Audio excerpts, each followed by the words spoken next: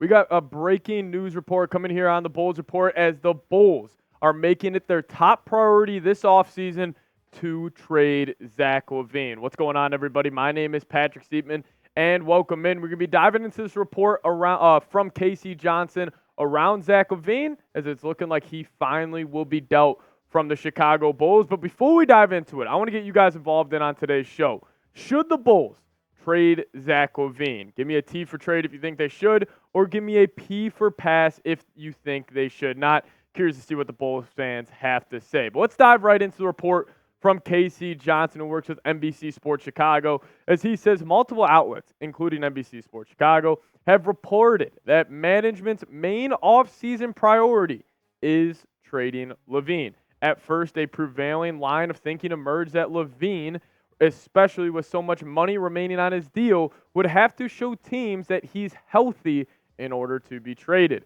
In other words, that his trade market might not develop until closer to the 2025 trade deadline. Multiple rival execs no longer believe this is the case.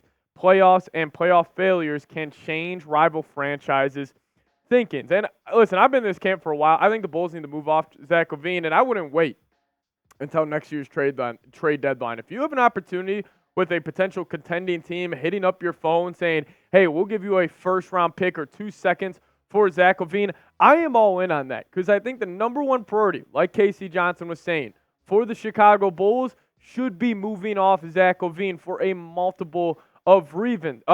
But why a contender could be invested or interested in LaVine, well, he's still a damn good basketball player, man. I still feel like his archetype of player translates really, really well to the playoff level of basketball since he is a hyper athlete. He can put pressure on the rim, has some elite three-point shooting ability, even though this past year, by far his worst season of his career when he only shot 34.9%, but he was nicked up with injuries throughout the season, didn't really be able to, kind of get in a flow of the Bulls offense or getting a rhythm throughout the year. But, you look at the 3 years before that. Averaging 24-plus in each of those seasons, shooting damn near 40% from downtown. Like, I could see a contending team looking at LaVine as maybe that extra piece that could get them over the top. And why the Bulls should trade LaVine, I think it was pretty obvious. With the development of Kobe White and Ayo Dosunmu, since he did go out with injuries this season, was damn special. And, I think if you would bring him back in the lineup, we would not see Kobe White take that next step. I'm watching a guy like Tyrese Maxey for the Philadelphia 76ers, who made that leap similar to Kobe White. And I'm looking at Kobe White heading into the next season. Could he take that next step, just like Tyrese Maxey did? Well, if you bring back Zach LaVine, he won't have that opportunity to because his usage rate will go down, his shots per game will go down, and he just won't overall be as productive as he would be with LaVine in the lineup. And also Ayo Dosunmu. That would just kind of knock him even farther down the pecking order of usage for the Chicago Bulls. So I think it's pretty obvious that Chicago needs to move off him. But hey, I got 5 teams that could be interested in LaVine. I think the number one option here would be Victor Wembanyama and the San Antonio Spurs. Now, I really think the Spurs are going to be aggressive this offseason in trying to get Wemby a hyper-athletic guard next to him. And I think LaVine would be a great choice because San Antonio, they're still going to have Wemby on that rookie contract, so they could go swing big for a guy like LaVine and kind of eat his contract a little bit, even though it is not a team-friendly deal, but in the situation that the Spurs are in, I think it makes a whole lot of sense. Number 2 for me is the Golden State Warriors. Now, if they do not bring back Klay Thompson, they let him walk during free agency, they're going to obviously have a need at that 2-guard spot. Well, why not add in LaVine? Maybe it's a trade package of like Moses Moody and a first-round pick. It would be tough to match salaries with the Warriors. Maybe they include Chris Paul. That would make it a whole lot easier. And actually, I wouldn't be that opposed to having Chris Paul coming off the bench for the Chicago Bulls. But I think the Warriors are definitely a team to keep your eyes out on. And then also the Atlanta Hawks. We heard the trade rumors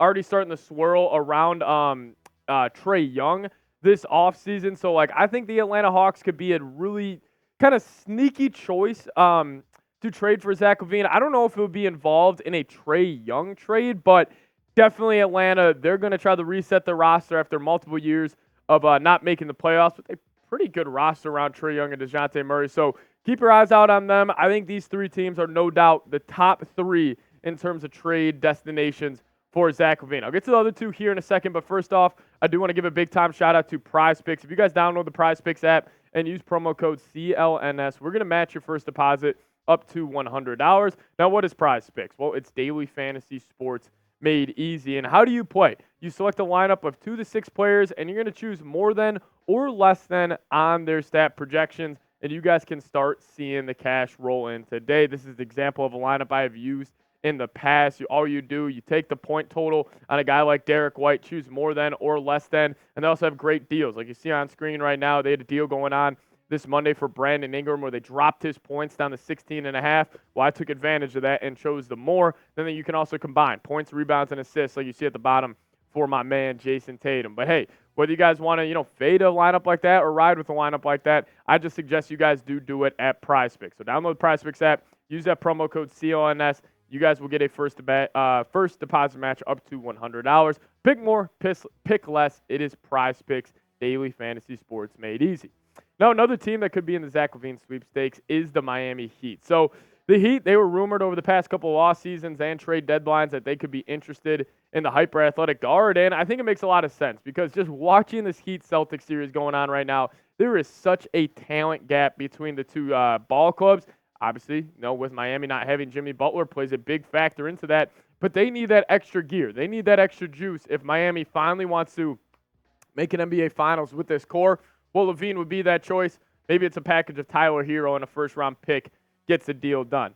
Now, the Los Angeles Lakers could also be an interesting choice because, depending on what LeBron James decides to do, as he could become an unrestricted free agent if he does opt out of his contract with the Lakers, I could really see LA being a team where it's like, hey, let's go create a big three of LeBron, AD, and Zach LaVine. And maybe LeBron re-signs with the Lakers and takes a vet minimum deal, kind of goes the Tom Brady route just to kind of stack the odds in his favor, as obviously he has constantly been saying he is still chasing that ghost in Chicago, Michael Jordan, trying to get that next ring. So I could see the Lakers swinging big.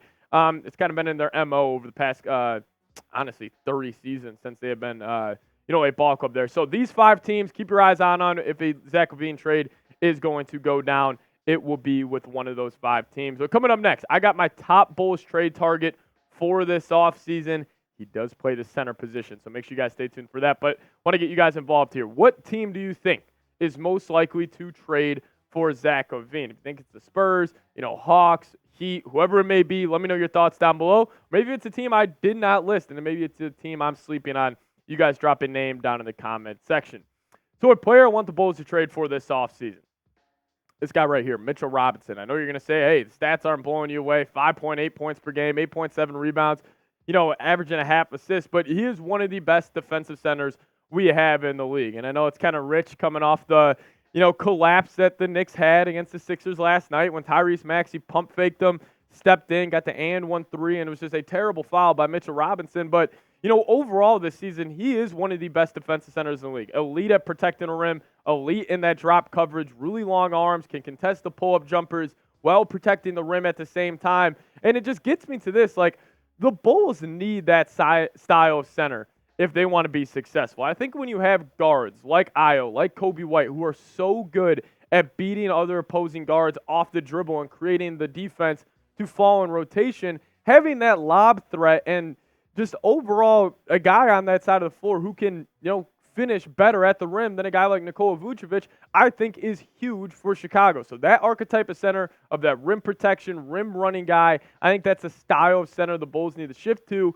And Nikola Vucevic is just the complete opposite of that. If you put up the stats of Vuce and Mitchell Robinson right next to each other, you would be saying I'm crazy that I would take Mitchell Robinson over him. But I guarantee you, if you ask every front office member in the NBA who is a more productive and who is a more impactful center, it would be Mitchell Robinson. And there is no way the New York Knicks would take a trade of Vooch for Mitchell Robinson. It just doesn't fit their MO or their style of play. Obviously, as Bulls fans know what Tom Thibodeau likes to do, no doubt about it. But, I think moving off Vooch for the Bulls, if it's not moving off Zach LaVine, this has to be the top priority. He does have 2 years, $40 million left in his contract, so it may be tough for them to, move off him. But if you could somehow get a team like, I don't know, the Oklahoma City Thunder, the Memphis Grizzlies, where maybe they have a need for a true offensive center, I just think if you could move off him in any way possible, you do so, because even if he's giving you 18 points a night, 10 rebounds, he still is overall a net negative on the floor